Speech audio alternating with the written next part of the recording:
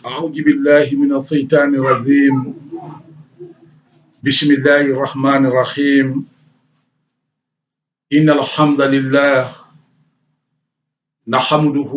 نستعينه ونستغفره نعوذ بالله من شرور أنفسنا ومن سيئات أعمالنا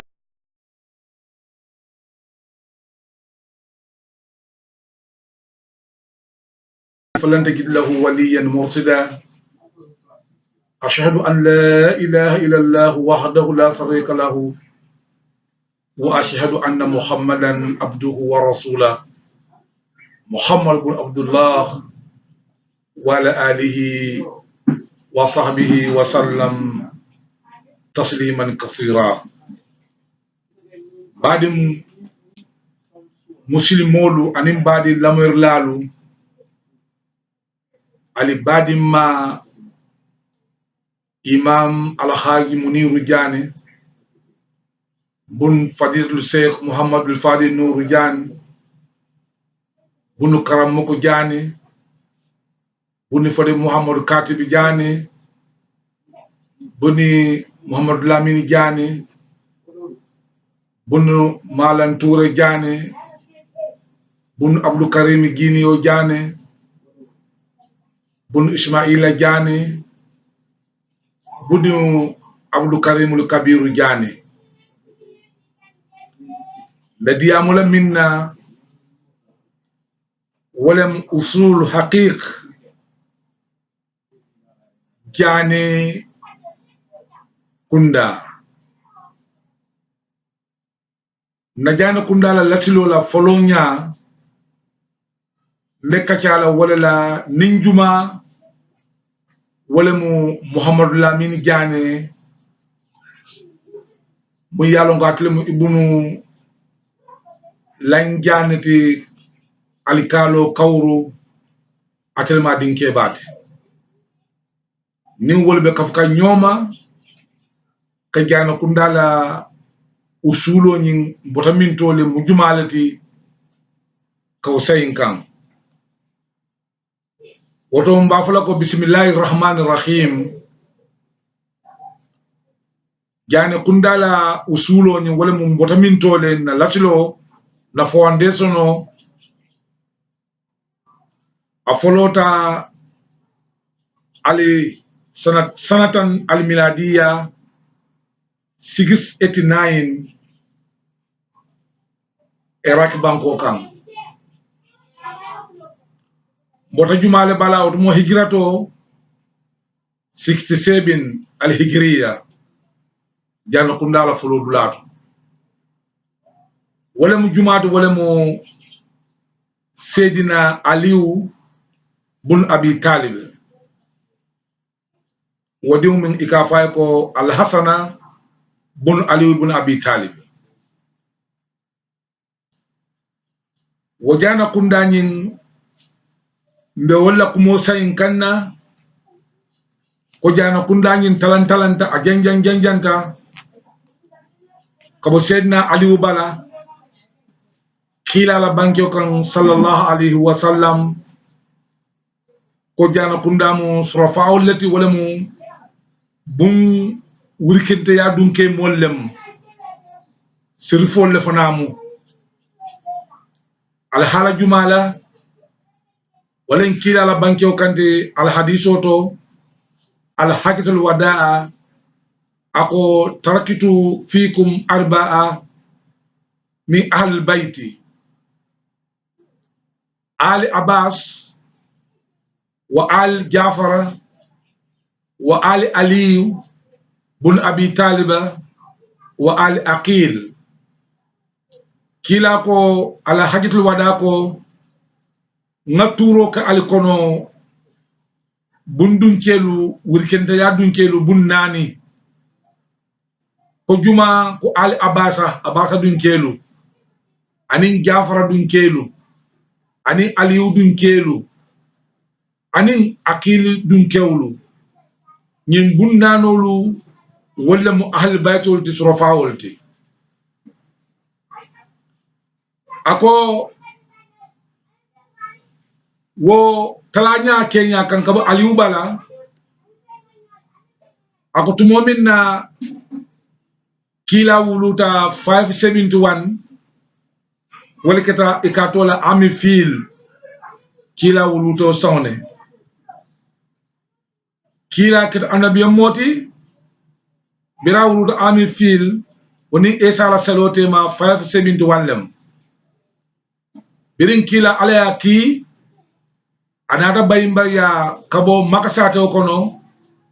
ale hijrato farlayandama 622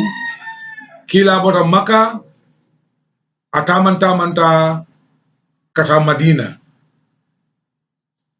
sayin sedna aliula karola kabo hijrato to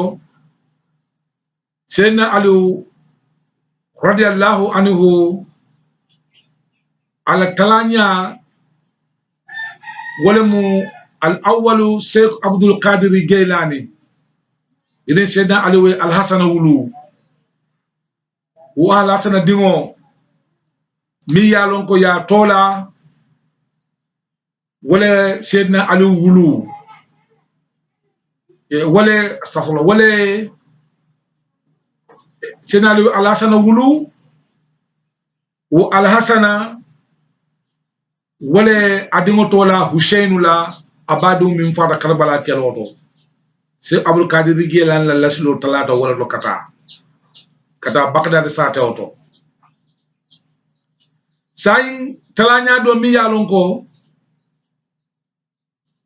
Aliou Muhammadu nafsi jakiya ala sana yawla wulu wala mu talanya de mi yalon ko akata bulu faroti min kata Iraq Aliou Abi Talibe sama Hussein al-Mushna bun Hussein Subuti bun Aliou Abi Taliba wala mu buloti mi yalon ko se akhrajala la bulo farta wala to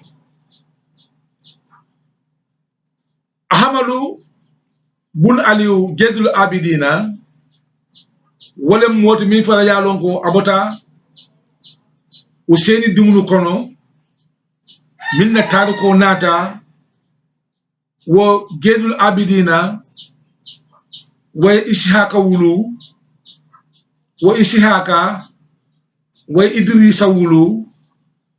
wa Idrisa o fadan fatomo Idrisa lati wa Idrisa way Abdou Jabbar wulu wa Abdou Jabbar way Abbas wulu wa Abbas way Aliou wulu o fanantom Aliou le to katake wa Aliou way Ahmadou wulu wa Ahmadou o fanay Ahmadou mulikabu al-ulwiya o fanay yo wulu wa Ahmadou mulikabu al-ulwiya o fana ye Abidu Salam wulu yi Abidu Salam way Muhammadu Salim wulu wa Muhammadu Salim way Ahmadu wulu wa Ahmadu way Bunyamani wulu Bunyamani way Ismaila wulu o fana talanya do bota janne kabo nyilla kana wala nat kana Marok janul folota nan arabul le kono nan kabo sedna Aliou balakana talanya mi yalon ko Farok Ismaila Bunyaman woni Sheikh Ahmadu lakabu khuma Tijani ala tariki tarbiyatan tijaniya ni Ismaila Bunyaman ani Ahmad Tijani muli yalon ko ila tarikom tarimu Tijaniya silo walati waliatni ke kili Tijani la wal fulo denta Marokule wa Ismaila Bunyaman birin awulu da Ismaila Bunyaman le awulu aketa hijrato sanatan 673 sangi utumo hijrato sangi kemo woro ane sangi taworo wula ane sangi kili ya sangi saba sangi kemo woro sangi taworo wula ane sangi saba wa Ismaila bun Yaman walla tara ani Ahmadu bun Yaman walla tara kata Maroc sato mi ka wo isabata o burdo sato kono ila laslo tarta jeli fa sangi keme anin sangi taworo anin kilin ila bo fas anin kata burdo wo sabato sangi keme sangi tawor nin kilin kono Ismail bun Yaman aw luta burdo sato kono anata dun sufi yala a wulita kabo burdo to ay silo mutaka dun sufia isina asara sanatan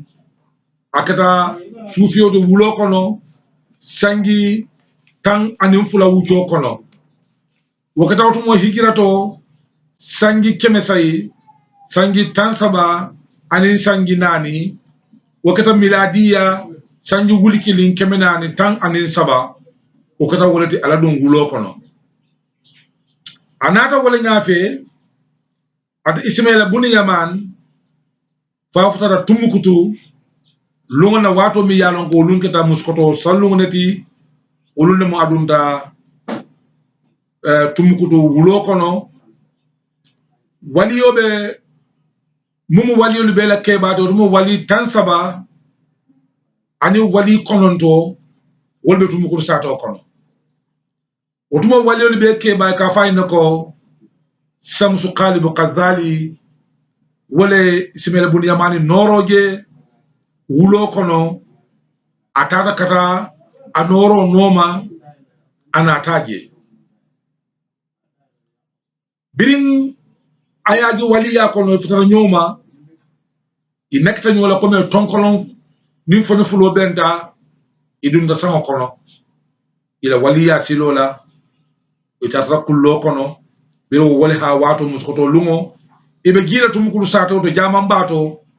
otumu wayatara suto ikafu wato minako adu sudusu mina layl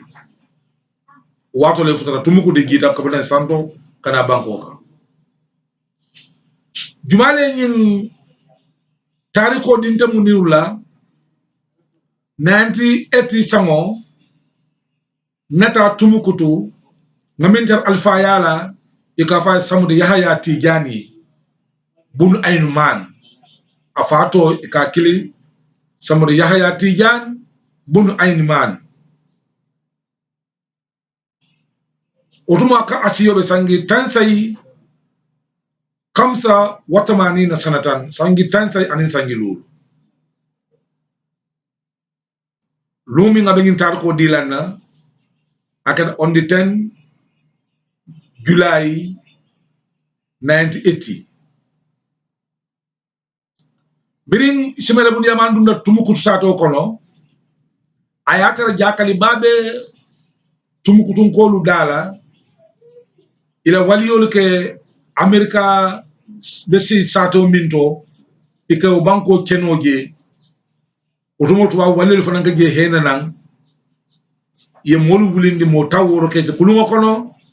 kata ke futandi kata ka o keno nyin isela ballero loje ko tumukutun kolu wala folota je otomoto wa waliyolu fananga je hena nan wala sabatari ni England itel be kulungo kono imam futa America folo kuluna asdam soto ba kono ye wali tanning killing ye wol bulandi mo taworo nyin kono mo tannanin kono to wolmu wolati nitara mo linyanta do ko kala adanat na wol betuta bar wali tanning kilingo ba kono ginoli mo worota tindi kan ginoli wali lulota ba kono ginoli wali worota wol manna murunan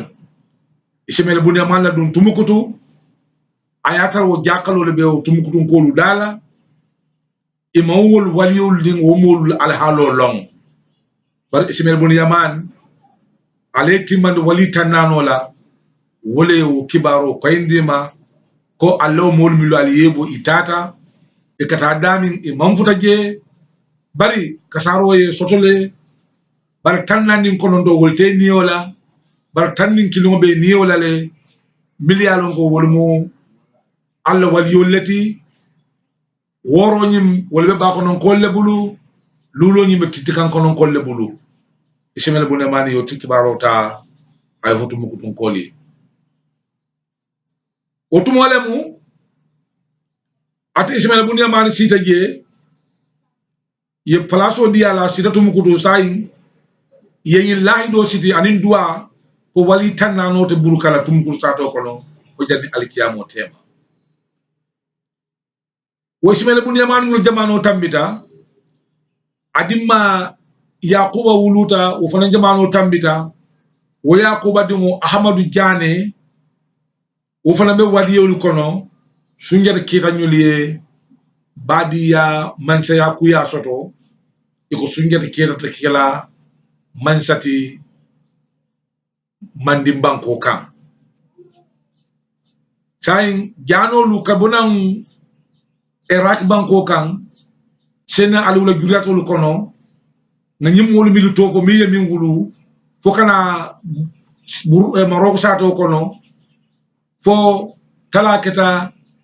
fasi banko kan sato kono dol tata si maroko sato do burdo ismaila bun yaman na fama ahmad bun yaman wol ning fasin kol talata wala nyama ate ismaila bun yaman ate nar sufi yake adu tawulo kon fo kana findi tumukutu silan janol la dungo fi ngo kono birin sunyata ke raftal tumukutu duanyi nola yi ahmadu jani min lakan o ahmadu jana wala ni sunyata ke tanata anala muso ala muso mi ka fay ko sumayyatul haluli ahmadu jana nalo muso le nata adin sunyata keta fe futata tumukutu salo ko suto wo suto mi futata hamadu yana ko sunyata kete ko alla man se ya dalil bumbe min tole sunyata kete kay ko na sutuba bi jang na bongo bige sabige o sanyin na mansa dimo damma wala kaje adu wala ka fundindino bar min de kala mansa de mo ka fundindino ahmad gani kay ko ngataje otumo suwo kuta futal mandi wato minna man sa dingo bebe sinola sunjata kitani ahmad gani tendenda ahmad gani yala muso sumayya khaluli ye giar blanin tar blade daye itel tendeni dar sto kono sunjata kita ko ahmad gani e ahmadu tijani ko nasabe nyim bungona kono berin ahmad yana loto bundala ay bunda konkon bunda yileta do rumo bunda chabo abela nyamala kebala buli ka fa suma woro kante chabo nyi bol bol ronne ka dayele no say finti wosa nyi wol ka man saya nafo di aynta di lamin birim ahmad yane bunda konkon dorom ala no rokan bunda yileta faye sa fundita kurunduta kabo suto ko no bulata noma fo adunda bulungo kono mandim man sa bulungo kono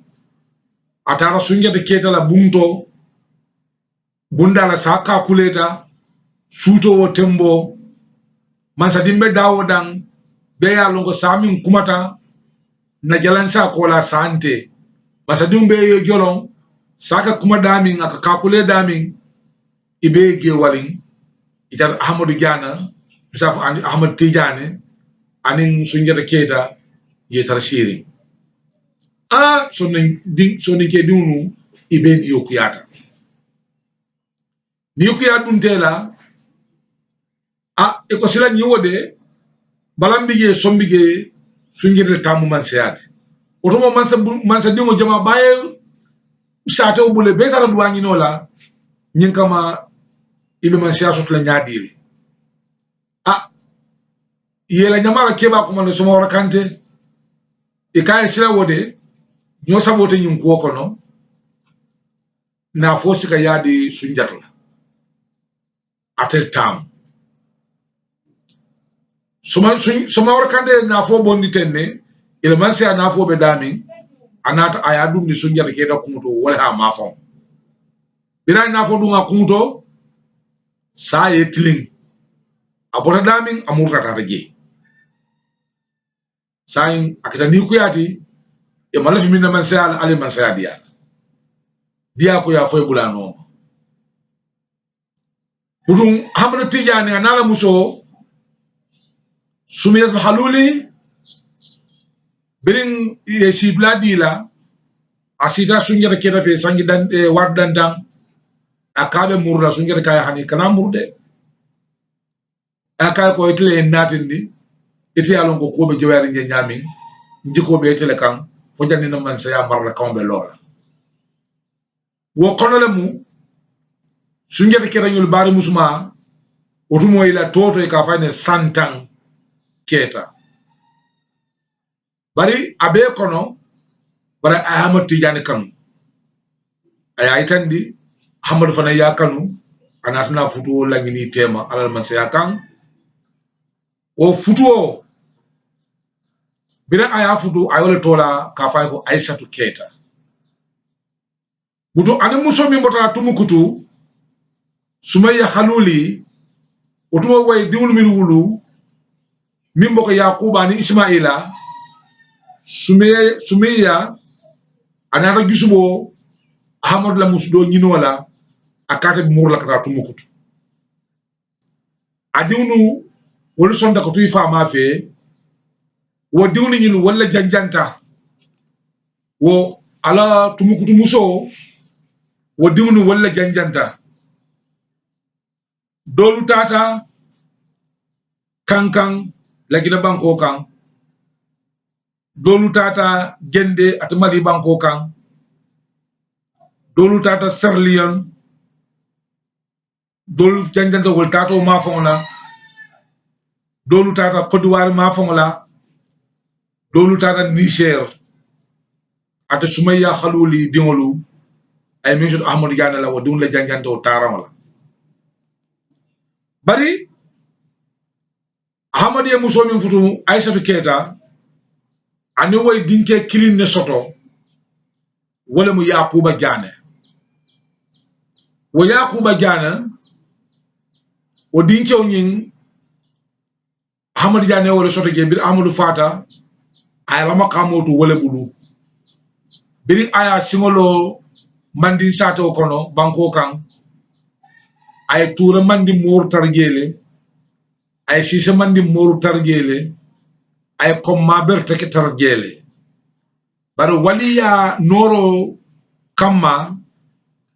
nyilbe nate kumo karfa ahmadu tijani ma pour assez timmandi ni waliya kono ifna mo moñi mallati bari la makamo timmo dasata ahmadu jana nata sonke be timmandi ko malu waliye ko dunga bulu karan koyole la ke karan l'islam karan la bar si senin touré waliye ko karfama waliya palaso timmandole la wol ni la jamalu nata kan bini ahmadu fata adimma yakuba yala makamota yakuba nata darajo soto ay harge soto moliye danko ngama jama warata jalol nata nafiki yake yakuba nin sunjata keda tema kaytan dala ko iko nyi muyla moroleti bar nyi yekkere jorom min da madada pour ka fam makoy yamara ngitna yele mala sama yele man siya te bulu bang bawo niaje yakuba jane yo jorom dada otumo wo jamanu wala mol ko willa ko boy nyokan ka nyola femota sembo kan atunu ye jama mara wala tin aya fam dandang ka fan sansan ni joram wala bar jalolu wala ya nin sunyata keta fay nyokan beri ya nin sunyata keta fay nyokan sunyata keta na rafay ko sayin lefta nga bo sate killing ngata nga sidula itandi la wati kare je o dinkira fonanse ke ini la jama sabatu dulati anal la balu dula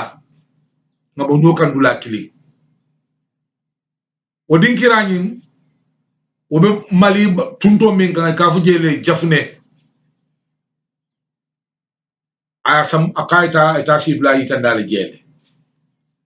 birin ayoke utumu ay kele lanyale landi a nyato ni tata je sunjata ketla o kele lanya ise yakuba janna la mulu ise be mahawat kili yakuba janna kudamo akay kanata de ni tata ibabulal jam famin kono ate wotla ila jama be kasara adi famu tulaje bar kanata yakuba janna nata kudamo la ko moy ye lungu wato min fo sunjata keta wulta ataman ku sorsondiro ke fo yakuba tatale bang famanta ate yala su wosele anala molu afama ken la nyamu fero landi yakuba jana nyato atata bulako bar wotu moy ke kili tijani la ko la tariri ike kili wo konton la comme tijani manje ka ko konton ne mu bar tarilem comme la abatu tarbiyatu lamu ike wolke la wirde siluluti ike gindi walla san aisatu keta ning Hamadou Diané la futuo Ibrahima Tanjang si selema de ke kil Tanjanna mi yakun karfa Ahmadou Diané ma birin lumin aisatu keta wuluta Yakuba Diané la ya dante ñi ñamin tarikoto Ibrahima Tanjanne Yakuba de dani masika birin aya sika akoy ko ñim munjetende mbengil killa marjanu la marjan ko alaka damin kili marjal bahrain yaltaqiyan baynahuma barjakun la yabqiyani fa bi ay ala iradukuma tukhajibani yakhruju minhuma lulu wal marjani ay gele kopnan akoy mbengil killa marjan la kadu ko yakhruju minhuma lulu wal marjani Ahmadou Diané mo wali bunton koleti sunjata ke aisatu keta boda mansa bunguno kono wodo samante ya bum fulay dugumi wulu akoy ko alaka kuma walla ma yakhruju minhuma lulu wal marjani budun Diané statra mandim wala kono mandim bulu ngoto wala Yakuba Diané wala Kitta Diané la Ibrahima Tanjang ala kiliro kan konyi bumfulo fisamante bumfulo wala digumi wulu ako ñilmu marjano lati yakru minhuma lulu wal marjan silan jano kumata Yakuba Diané anata tenne biriye tasilo bayi sunjata kena fontara bulala jamfa la ñakono at foddu monding masibo minana boyla at sunjata kena fonka bira murtan tumo minna ako Yakuba foy manta ako hanim manta moni yatina kan ko nyinatale akay say nga wato fo wato moni te nyinala yo wati jamfo tumo kudamo e Yakuba Diané nyinin aya lal hamundi ko nalbe wato fo la ase jamfa ise pare o kono ita sepindi yeta wo kono birin ye wato sarto wato millandi Yakuba Diané ta dimba be ka fu ñoma e fundita inatnata sate oto e yow satol tokili ka fuje da banani o da banani be jafune tumto wala kam akabita si bla dile la dami way ñaato la isata si oto bula jam fota manding bulongona o Yakuba Diané yajo ko atla kaburo bi gele aka diwni ko ni ale sato day majang al se bojang albita sila daming alman fota je folo ako alman fota je folo na fota je albe taman sero le gela taman sero mi yalon ko salbe tarlal bulu al tagela narbita banale dunoji dawdan ni wo saye tilindu no kono dunolu tema ali fo ninge bari alikana gental siblat albita sila dinkira jumale to albe sagela dunolu tema ay ngonu aya kumula fankan al sashi won fu janni alkiyama khayran khayran mal bal tarje birawo ya maro dila inatana na itamata ifama banta daba nani yakuba dingulumu baba jana lati muhammadu baba jana wala ke bati ani abdou karim jane wala mo dindu iflo bakilin fakili yakuba jane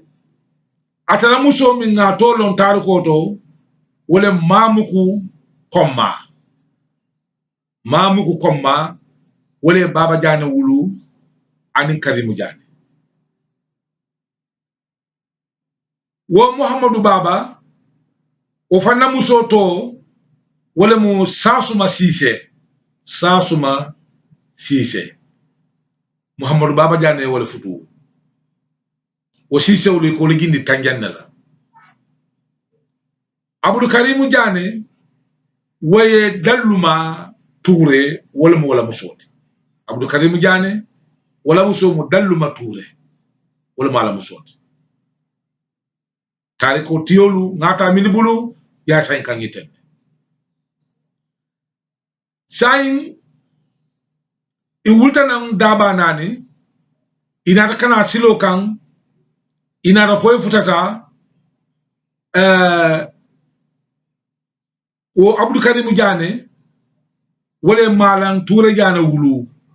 bala janni be malan ibe futala kawru sidu lama itambitani wulle man sala yala otumo bankolu kambia man soto senkale man soto otumo be marrobe mali empire le kono wala marrobe gira be kan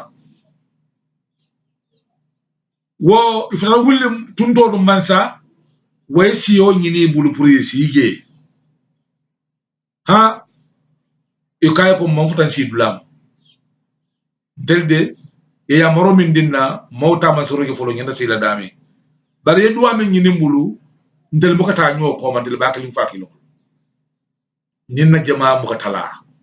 je sife jam wat blantam nga duwa keye talkati yole afo nyami wotumale mu ibe tela babulola wo babulo ni ke jele to la limbambulu itele kibaro di wulli mansala ko jande dafu mina sot la jam adafa be mol torla de bar adafa be tarna mol le ko suwo kono annam ga tarra siri nyokande banana fa tinyaro ke la mina bato jam itele o dafu kibari itele bonum kola sangi jama otumale limbambulu bambo nata na yar fon adama dum ma tar molu kono abdou karim jane ni baba jane o kibaro ko wulli mansala onyum limbambulu ba dafo mi natar la kono bar al dafo ni molam tarta siri nyokan nala ta tinyaro ke la mina bato janne abala tinyaro ke la bato ay na muru ta muru kono limbambulu bambo nata soto je tenne itel kamirin kola ina ta kawrulo wokono malan touré mahamoudou diane anin katabula muhammad lamini diane anin katabula muhammad katibou diane anin katabula karamoukou diane anin muhammadu nourou diane o muhammad lamini diane min ngafo wol bemu abdou karim dingolati gine bisaw ngolu talata wala fundita birin kawru kelo janjanta 1738 atata kata gine bisaw o fana mo fansun tar ko doleti fa jenke wal sindikulo kam yo muhammadu baba we mahamudu yakuba jana wulu we yakuba jana we ismaila jana wulu wol jama ba wol fana nata janjang kambia banko kan otumo bankol mantala bar di fibla dinkira jama sotota baba jana dingul tata o fannal silan kawru jele mo dinkira mi yalon ko jana kunda kabonan arabolu kono iraki banko kan abdul kadir gilan la taransilo farata aliou bala alasana bala wo alasana wo fanan doko Ahmadu Tidiane ñulu lasilo farata wole bala woni Ismaila bun Yaman ñulu denta ñin Ismaila bun Yaman ñulu farata wole bala kana Marok e kana Tumukutu wo Tumukutu duwañino wole bondi Tumukutu kana Manding Ibrahim mo fi muso fulu sayin idu ifile dunta ibota koyo kono idunta fimuno kono ala mo koy muso mi nanata Manding wo dingunu woltata Gende anin Kankan Sierra Leone kata Côte d'Ivoire ñul tarawol la kadu wo taran sewol kono kata Niger ala sumi jahaluli diwnu war jangente wol fannala ala Aïssatou Keita dingolu Yakuba dinke kilin wole soto wo Yakuba wole baba nin Karim wulu wole nata wole mantala fofu kare salon kawurlo silang janjang nata ke kawru birin kelo kawru ma dorom wotumale mu Moussa Koumba Gueye birin salun kelo wulita Moussa Koumba Gueye wonata na ala muso bondi ala muso babul braman din soto ay ma ñomi ñini wo ma ñoy konota wonin kelo la dum ngel sa ñal kon kede kilinti dum ke sarle mbalati ana gala dimbaya burundi utumu malan turul mu alfati kawru atata la dimbaya karfawma ata murtulan ka keloke ala joran tun kandalu milike mako joran tun kawna kamu kundan kolu pour kelo kana wul fanam ma awul fanam bondi atata wul karfa sa jar kan kunda wala ne ko wul tolay ka fay kel kunda du mo ata Moussa Koumba Gueye na continue kelo birin kelo e fay kawruma ay kawruma doron kawr folo otumo malan toure na to wuli ala dim afana dimbaya karlo bondi ani Moussa Koumba Gueye la dimbaya akoy ta tligiola ita shi dulato o tligi si dulato ita rasato le kavje frik dibita kawla ka ita mi taker aybula ibe futala sato ma kavje frik birin idwata wuli man saye itententana inatana kana salun kaw ye sate lo foy lakurata biriye ba jonko ke futata dunu telu futata bantan juba sabama yeber ju bere fena ba sama tarawoto yira dunul gindi wolu tema ye saje ayebo ayemo monyo ayakumula fanka ha iko den na kebal ko ningi ni dunoje de ci batun kana wuli jam birim baba nin karimuna de futata iko yende ale min fo nyin wol afel laare ye saje iko janna mushidu laati inata wuli ka murum kawruwo tunto bela bawo tumo tunto nyin fulol ka bonan sinima fauna ikana sawo sam beng dole kije yo tunto tole ka fuje ko gawlu do alen kata ben dami wala tunto toje kawruti i murumurunta i man sate jew dan dangol la foytara fundi toure kunda kan itlen no gindi dami ni jandi kana futa toure kunda bada ma fongola o da foto nyolal de i man sate jew dan dangola biri futata je ngamimmo taalo ko do fodema de toure wala taragi karantati ba orumo je man jaman soto mam misir soto bar jamaati ba akal ko karandi yaay tan dala ko ndel fanan bonnan tilibo ma fa wala be sidula ni nolla bar nga dulala je ko ngombe sila wala to bar ngo lunda wol lunda giato la ngi tarlela nato kande fo dinkiraji juma altele tamu jeti bang nga dan nga sige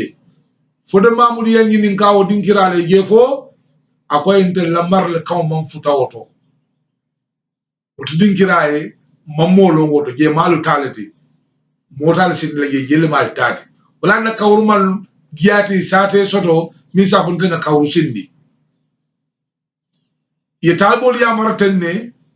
ye wurang ye selolu te ye badonko dati ka bunu lo yulu fay foy be dundula soto biri ya badonko bandoron Muhammadu Baba Jane mu kebati atala kabilo ngam so talo ko to ka fole bulun kaba adoma mi yalo ngo wole mu Abdou Karim Janati wala kabilo wole mu daba nani itali nyim badim fulu konton kononto ni wala nata janale yak tanjawti ye yamaro di talbo la tenne e koyen ko al jamolo kadun te tatar la jang man jamolo ye ba don ko ban karo min kono janne sama ka boy wo karo fon kon le jamo nunu e jamo ju yo fay yak jamoti e ke jama saro ko je ka jumo saligi bar nga min soto tar ko to e be futal wato min na wulli oto mo 1560 lamu 1560 ye wato min kije nata e be futal kawru kura o keta 1600 ma min soto kibar lal bulu o kawru lo taw samale ado sawda fana jama o lota 1600 kawru ni la jamo ne nata mo man jamal lo kawru jano kundaye adu mo man kawru jano kunda giya igati man kamoto tuntoka biri sita janjaw min nata wala yatinna funto keta jano bulolu fayta kambia karo dinkira jamato fokata dun Senegali Mahmoud Diané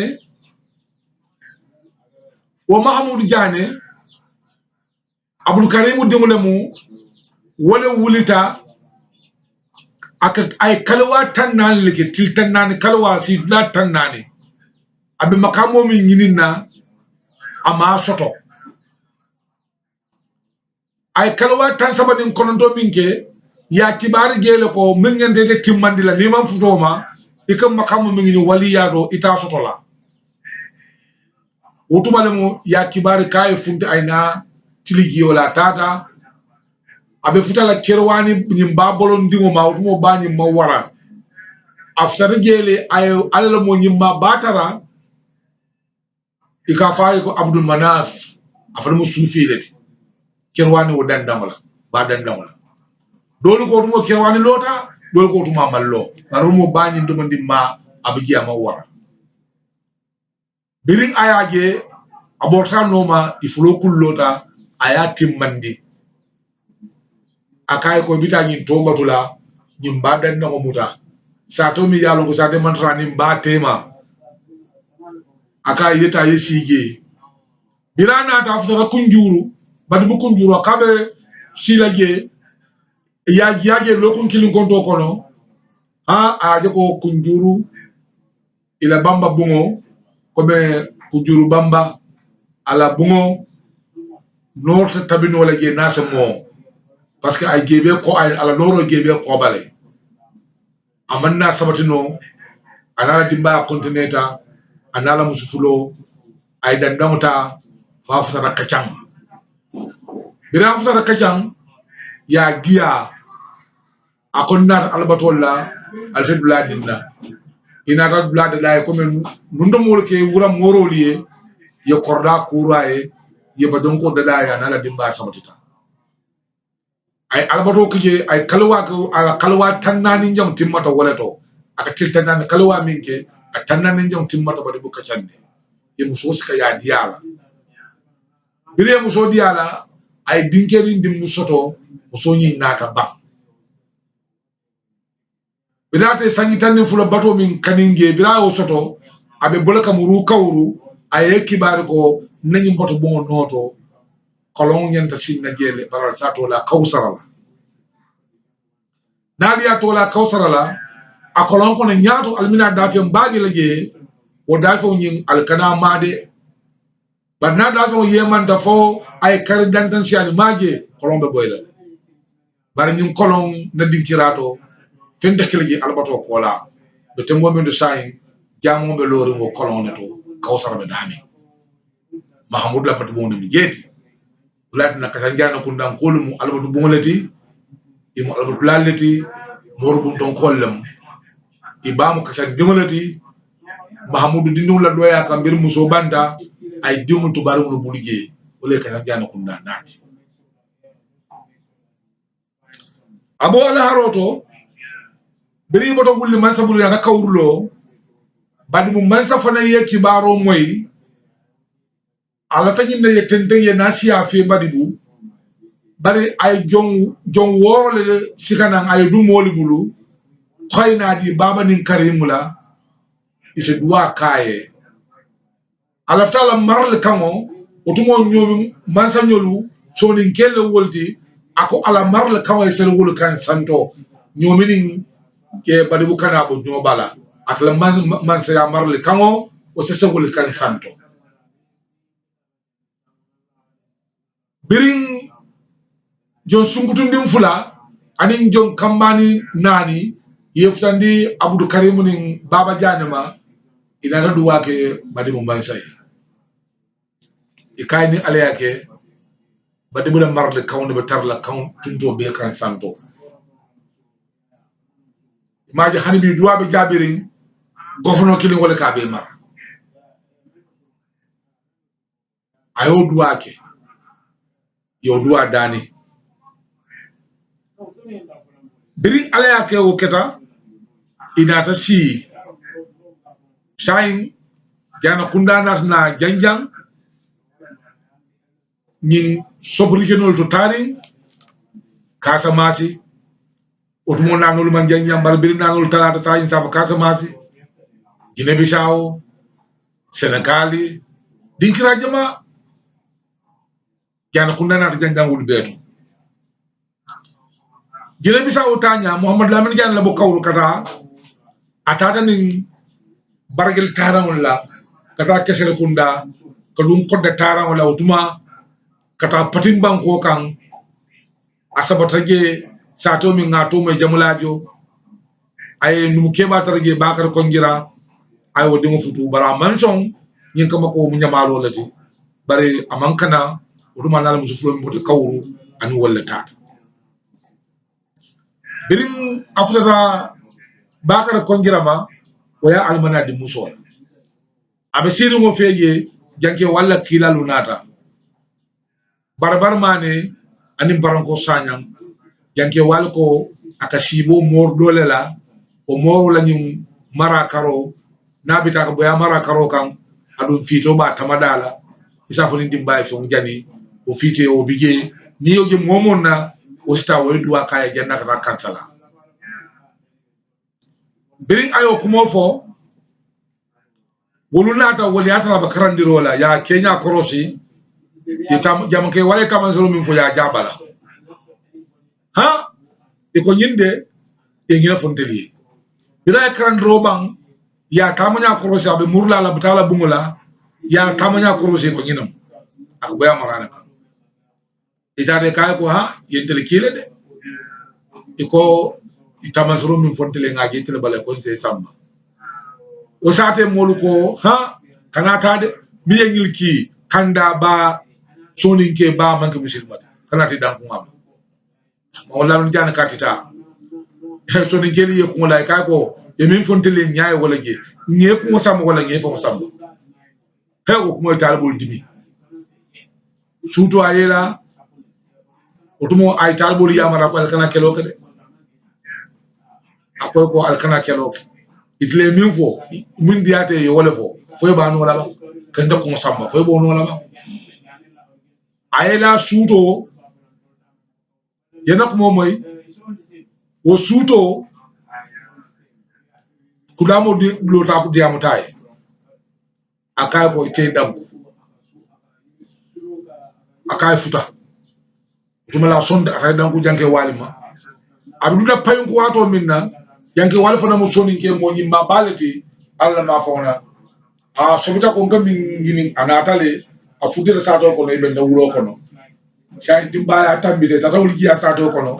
ati janke wala ni Muhammad Lamine Diané dam mon tuta wulo ko ye ko di tel tata ikullote kacata anata Muhammad Lamine Diané jiya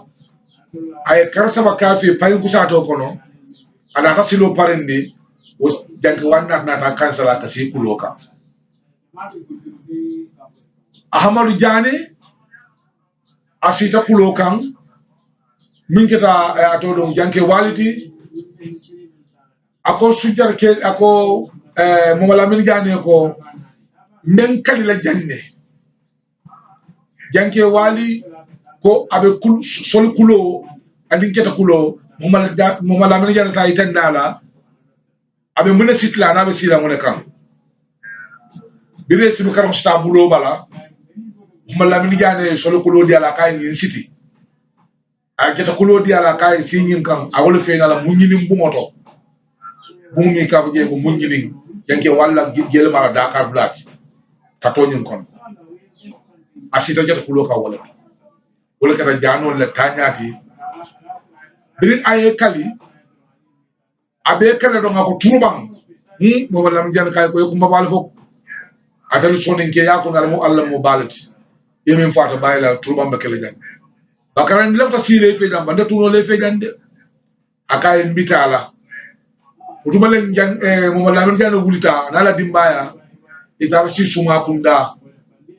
biye jalo la lengilo moy suma kunda o dum ke kunda yanke walla kele joran ko tun kan golatu dina sita woto dron aman comfortable handi ko damul ba ci barla e kay bu tak aboto jere atata fa ci sate wolo suma kunda nyaade ka fu je guda bran kunda abije handi aman comfortable ruanelo kay ko tenten imam futele sato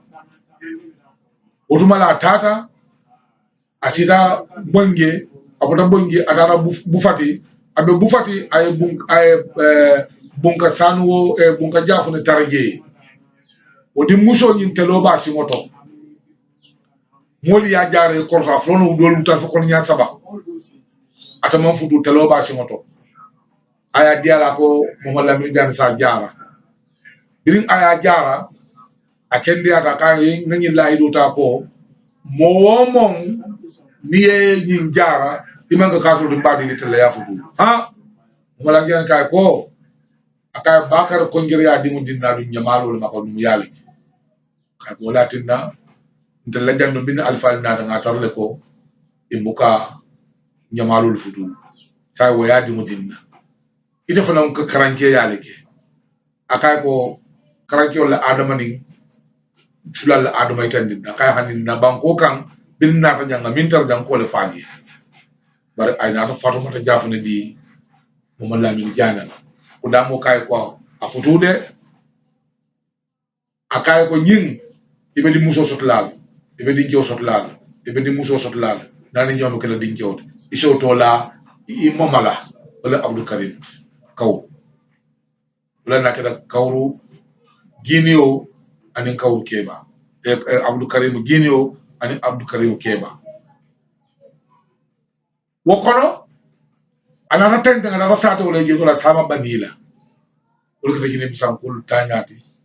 jano dul farta bari ani musufulo ngota kawru wol dingolu fode karamo jane wol wurtana ne ko bita sila kawru i manna na futa ye bato ke silo kan sambele kunda bargel dalage ina otumo sambele kunda ante bari sai ni ko mole ge suude il faut ya sambele kunda bere bato ko je kunda mo kay ko badan na ota ite si blabe japineli andatna na japine 1908 asita japine ko ke fode karamo jane o sita japine to aboko kar ko lunata ten ni nata hansain kawru janje nyala janol miliyalon ko ibuta kawru kata Sénégali anin dinkira to taring wo janolu folo comme alfalu ka sen kan nyamin atolum babu tom jane ibuta kawrule wolta kata Sénégali janol felen dinata ay diwul soto je dindo sasi jane anin Duudu Jaane anin Mamari Jaane anin Kuwa Jaane ñelle molutu mi yalon kabo ko to Jaane la dimbayalu mu yalon ko wala bota kawru kata Sénégal wol tabo ko to Jaane dolu mi yalon fanan ko take isa foko Ummi Jaane ani Hawa Jaane ani Ibrahima Jaane ani Alaaji Jaane ani Aysatu Jaane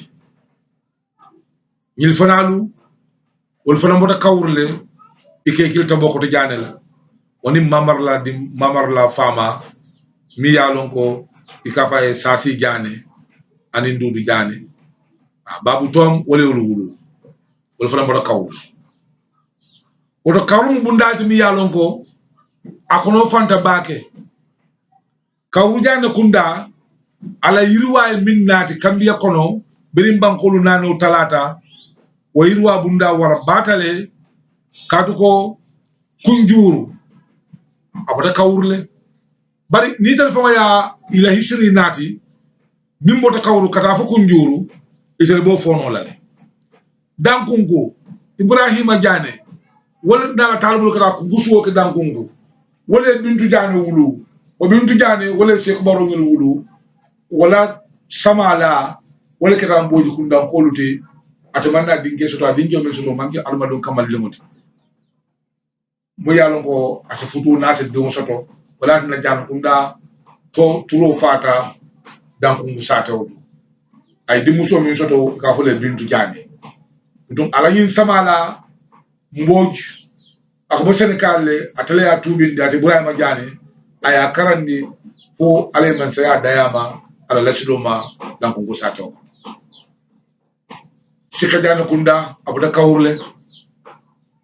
Kiyan Jaane kunda abuda kawurle ngobe siri na radio Gambia adu ngabe kaytulo fana mbala o kaytolo ibebe larin kenmale mobe mo kaytolo sotlal fokatabula Sika Jaane kunda bakaw Jaane kunda boto waleto bakaw Jaane kunda sukota Jaane kunda karro mi jere Jaane ala dimbayal mulubi jete boto bakaw Jaane kundale fokata woto ñaani bani ñaani sukuta fo ñaani bani wo ñaani bani mi yalon ko abike ika fay ko Alaaji Bakar Jaane wo Alaaji Bakar Jaane wala ni Alfa Muhammadu Jaane wala dente kitabo ke wo kitabo mi yake yemin foje ko mobe muru kata salun kawr dum be muru kata salun kawr yow kitabo suku 1928 yow kitabul ci wat wala la ye ñoo sa fele tarola Boubacar Jaane mumbe ñaani bani atele Alfa Muhammadu Jaane sa fele tarola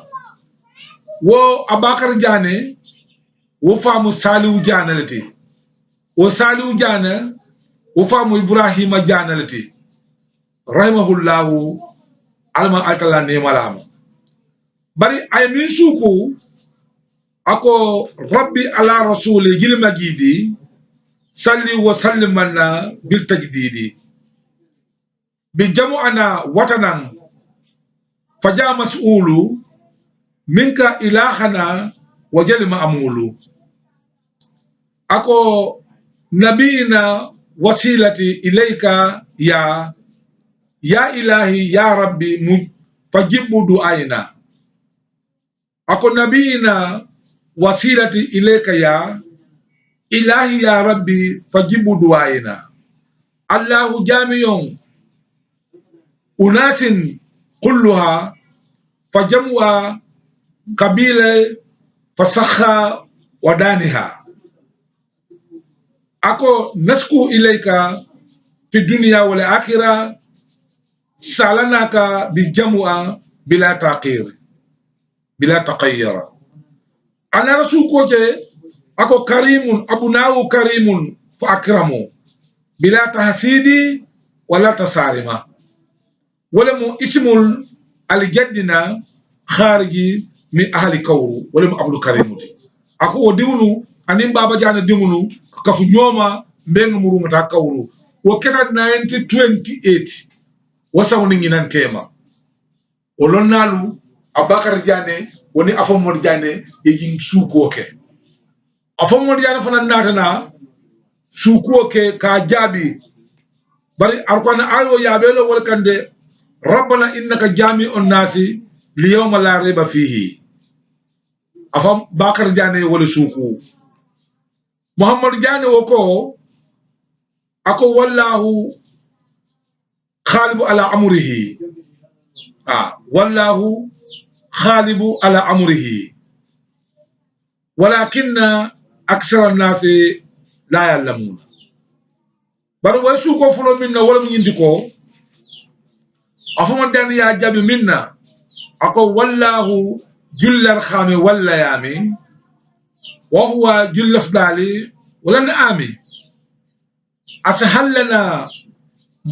موتنا لرجوع بمنك وجودك سرائيا أكو لئن لنا يا ربنا برجوع إلى روضة الجديدة يا مطيع أكو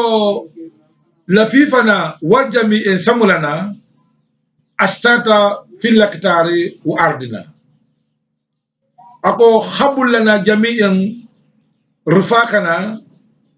أمنا وحفظا واليقينا ينوسو كوتن ñimbe ka kafu ñomo ke kamuru kara talun kaw imaje bi 1928 yeñu suko ke woni nginantema kaw imaje bi jamano diwul kafta ñoma e koy muru yeta lonko kawrol mu jana kundalo to sanoti imaje molbe ben naje junu fotin ñimi yalon ko mba kono jana kunda dum bebe ben na kaytan ko kawrol mu jana kundala original latiloti mbiye ko tejelo to ñu sogot ginalo ñi jang abokono mfama adu ndakal wala tiltannani o tiltannani kalwa kono allah subhanahu wa ta'ala anata lal hamundi ako nayela suuto labawna kibaro kana kan fionkalo ka fay ko alimama Muhammadu Baba Jane ani Abdou Karim Jane wolika niba siri la badi ya dia kan e ko suko milla ya karandi kalwa kono fu afindita aya be safe e ka salkila ma ni be fayjulo kono be finjala Baba Jane Muhammad Jane kamin suku wala muko salli ala sayyidil abrari صل على سيد القيور صل على سيد الأخيار محمد أحمد صل على سيد الطيور صل على سيد البهور صل على سيد الفاقر محمد أحمد صل على سيد العالم صل على سيد العليم صل على سيد الأكمام محمد أحمد صل على سيد البدور صل على سيد الأنوار صل على سيد القرار محمد أحمد صل على سيد السراج صل على سيد المعراج صل على سيد القهار محمد أحمد صل على سيد السرور صل على سيد المنار صل على سيد الأخيار محمد أحمد صل على سيد الثمار صل على سيد الأنهار صل على سيد الأحرار محمد أحمد صل على سيد الحبيب صل على سيد النجيب صل على سيد الصحاب محمد أحمد صل على سيد الأولاد صل على سيد المئات صل على سيد الجواد محمد أحمد صل على سيد الأجائب صل على سيد الكواكب صل على سيد المنيب محمد أحمد صل على سيد الأمم صل على سيد الكريم صل على سيد النسيم محمد أحمد صل على أبا البطول صل على سيد النوال صل على سيد الفاضل محمد أحمد صل على سيد النبراس صل على سيد الشموس صل على سيد القدوس محمد أحمد صل على سيد الباسل صل على سيد الكامل صل على سيد الجلال محمد أحمد صل على سيد النقب صل على سيد الكمام صل على سيد السيب محمد أحمد صل على سيد الأدنان صل على فايق الأكران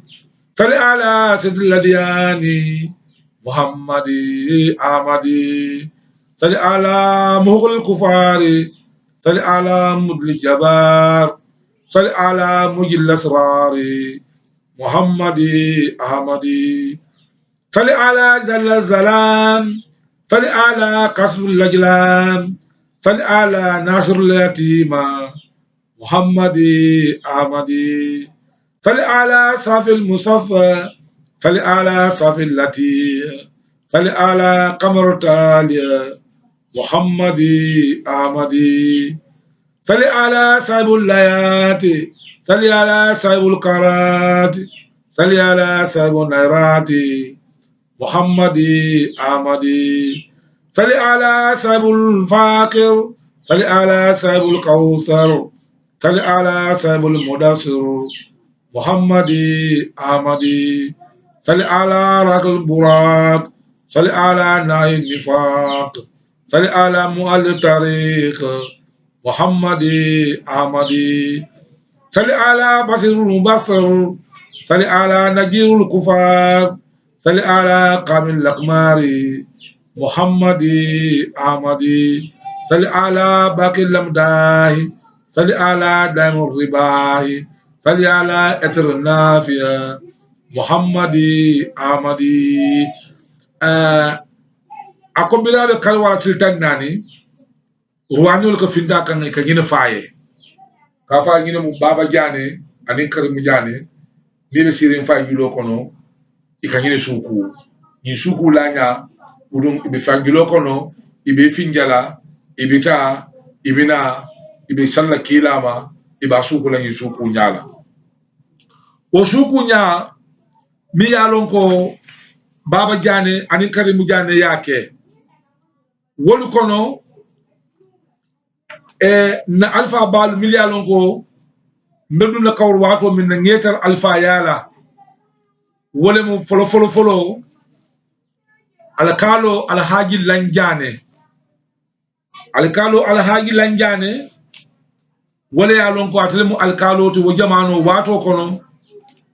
ado alkalo alhaji lanjane abdul karim jane wa abdul karim wa ibrahima jane wulu wa ibrahima jane baba jane wulu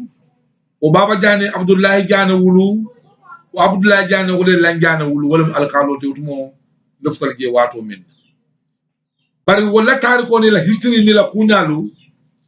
wo dinke ba wala muhammad lamin jane te wo be dum nalo bo satala momon ila kesano comme alfalu ngani mil to foten wala ma kaw alfa baluti ngamil targe bari idul bi jele mil be la history satala ibe la kenyal fola muhammadu abbas muhammadu abisa jane wala abdullah jane wulu abdullah jane wala omar jane wulu omar jane wala muhammad lamin jane wulu muhammad lamin jane wala morba jane wulu o morba jane mole tara nyaton ke ala utuma almami fode kunda o fanandi mu seni jana ani adama jana yo hanbi mi dara daba nani alaji lamini jana sankun jana seku jana woni woni badunu wollem alfate utuma wudla oto hanbi ni tata mulbota tabo ko jana ñol mil tata kala senekali ni be ka bengele la famille be kana jele nin kawrula l'islam bemba sita ibe kana jele mil boko ummi jane ani hawa jane ibrahima jane ani alaji jane kata aishatu jane o fana beni la juriyatolu kana kawrule kana kawru duwañino la ni alkola karon sita ni tata hanbi sasi jane ani dudu jane woni kata mamar jane ani kuwa jane o fana ni la famille lu be kana ikana duwañino la kawru ibe senekali bari mangina kawru la yalon ko ila cosano bota kawrule woto mo kana jutu kawru la alfale sangi tansay koma isukuwa min la kum be ngamuru kawru diwnu bi yana kunda ba dawudan yakilu na yelema kamuru kata kawru kaje lonko jele mu yati yana kunda la lasilo cosano chakanin te sirifol lem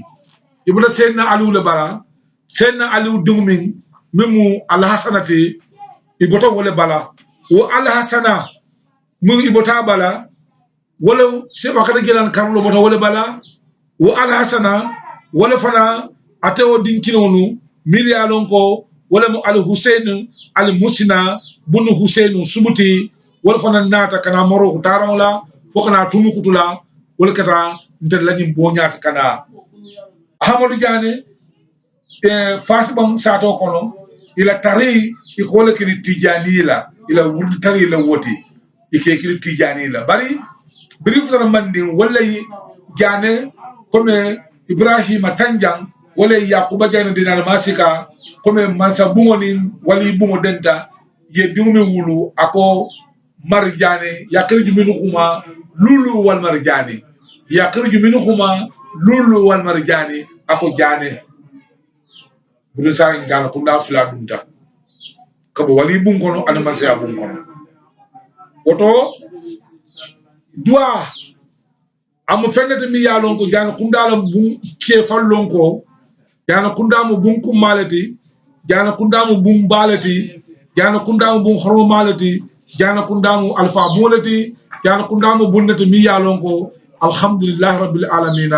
alama alayhim so kayrola ayna duwal jidi ay jan kunda diwne nyokanu na nyolo dulalon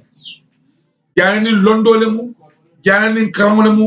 janani barakole mu janani buñale mu woto hanbi comme bemba min kana kacha jamala ngenda kela bari je duwaro mi yalon ko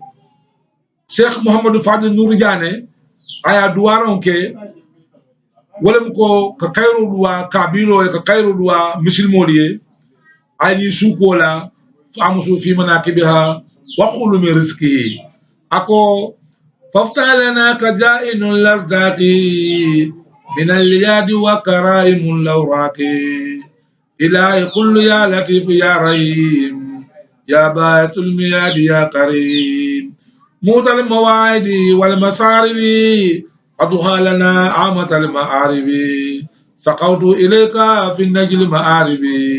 في العجل والأجل اللوائب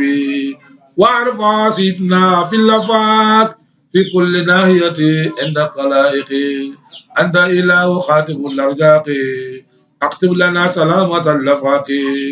في النجي كل المعار والمنى في الحال والمآل لا يابنا مدي لنا بصائر المدائف بساطة أتاقنا المعارف نسبو إليك في جني الليالي مبرور حالنا يا ذو الجلال أنيننا بدتي في اللوقات في تل القرآن والنجاة كافيا كنيه يا كفيل ويا رقيب يا سلام يا وكيل بدت حالنا في الهيجان أسنا سيدنا بأرفاني خدلة إليك في سكوتي فاقبلنا بالأجل توبتي أغفر لنا وزر الكبائر بالمقدم وموقر السكائر وبملاجنا له صرف وكرم ومجد مصطفى مؤجم كل الرسول من يسافل وبيقول أجمي كلهم رسل لولا ما قبض الجناد من كل كافر وفاسق الإنان وسبل علينا يا وعيب اللباس فهب لنا منك من النفائس علم منك يا فاضل الأتايا أفتح لنا أبواب المنايا وخيم القلوب الهادر وساكن وصاب اللقابر نرجو منك بساط درجاك وبش لنا مني الكلائك رب لا أرباب خيرك كفل معبود ربنا لبيك جد لنا سلامة الإيمان